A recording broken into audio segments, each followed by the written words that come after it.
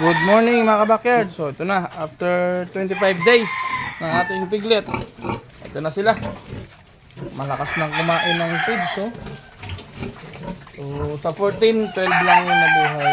Naipit kasi ng mama pig natin yung dalawa. Okay lang, ganun talaga sa pagbababoy. Pero hindi feel nyo lang good yan, good na 12.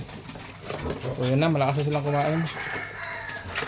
25 days sila ngayong araw. Naman, ang kabila, pang 7 days sila.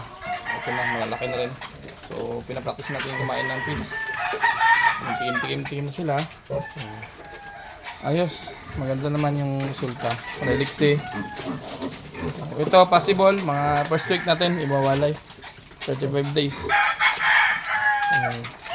Thank God pa rin kasi safety yung ating mama pig. Walang lagnat, walang sakit, healthy. Dalawa sila, pati ito. Yun lang, happy farming mga kabakyard.